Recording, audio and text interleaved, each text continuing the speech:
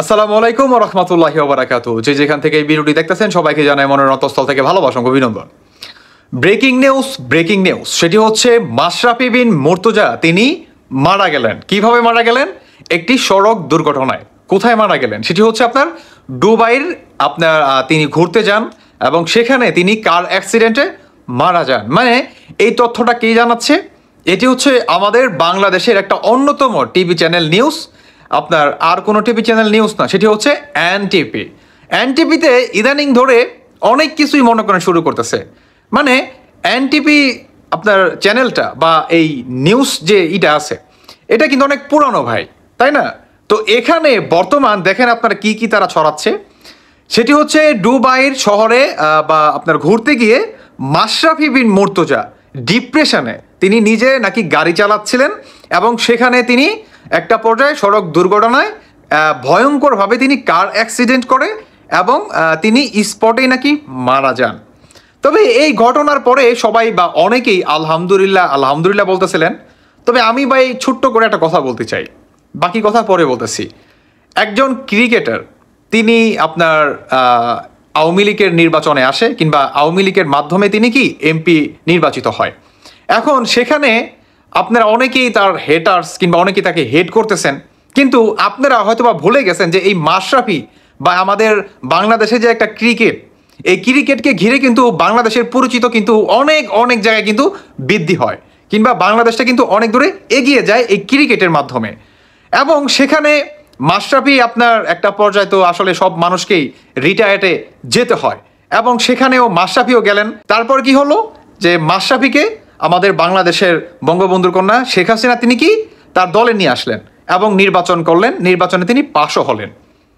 এখন সেখানে আপনার মাশরাফির অনেক হেটার্স মনে করেন জন্ম নিয়ে নিছে, কিন্তু তিনি যে আসলে এতটা বছর পায়ের ইনজুরি নিয়ে কিংবা তার শরীরের ইনজুরি নিয়ে এতটা বছর দেশকে সার্ভিস দিয়ে গেল, দেশকে এত বড় একটা অবস্থানে নিয়ে গেল আপনার ক্রিকেটের মাধ্যমে, এটা কিন্তু আমরা এক নিমেষে কিন্তু ভুলে যাই।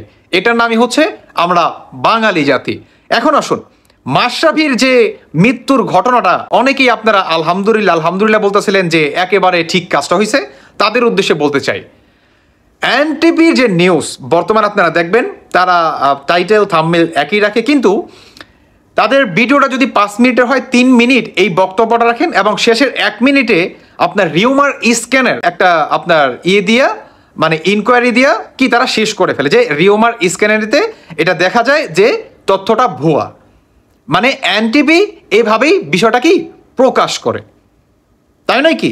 এবং অনেকেই আপনারা আলহামদুলিল্লাহ বলতেছিলেন, যারা নাকি ভাই আলহামদুলিল্লাহ বলতেছিলেন তাদের উদ্দেশ্যে বলতে চাই মাশরাফি বিন মুর্তজা তিনি দুবাইও যায় নাই, তিনি কারো অ্যাক্সিডেন্ট করে নাই এবং তিনি মারাও যায় নাই। আলহামদুলিল্লাহ তিনি এখন পর্যন্ত বেঁচে আছে। তো ভাই আমার একটা রিকোয়েস্ট যে এনটিভির মতো একজন মানে আমাদের বাংলাদেশের টিভি চ্যানেল এত বড় একটা নিউজ, হ্যাঁ, তারা কেন ভাই এই ধরনের গুজব ছড়ায়? তারা কেন?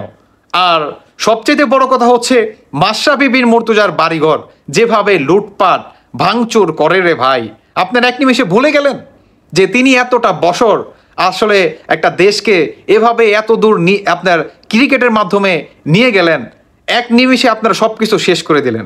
তার প্রতি এক পাহাড় সমান ঘৃণা আপনারা নিয়ে আসলেন কেন? এতে করে কি হয় যে বাংলাদেশের শান্তি মনে করেন নষ্ট হয়, তাই নয় কি ভাই? আপনার ব্যক্তি স্বাধীনতা নাই? আছে তো। তো আপনি যে মনে করেন বর্তমান শিবির দল করতেছেন, জামায়াতের দল করতেছেন, বিএনপি করতেছেন, বিপিনুরের দল করতেছেন, আওয়ামী লীগ করতেছেন, ভাই ডাজেন্ট ম্যাটার, এটা যার ব্যক্তিগত স্বাধীনতা। এতে করে কি আপনারা তাকে এইভাবে হেট করবেন? আর আপনারা তিনি মারা গেছেন সড়ক দুর্ঘটনায় এই ধরনের একটা মিথ্যা প্রচার আপনারা করবেন? এটা কেন? তাই আমি বলবো এগুলা বাদ দেন, প্রতিহিংসার রাজনীতি বাদ দেন এবং গুজব ছড়ানো বন্ধ করেন। দর্শক বন্ধুরা বাকিটা আপনাদের ব্যক্তিগত মতামত অবশ্যই জানিয়ে যাবেন। ধন্যবাদ সবাইকে। আল্লাহ হাফেজ, আসসালামু আলাইকুম।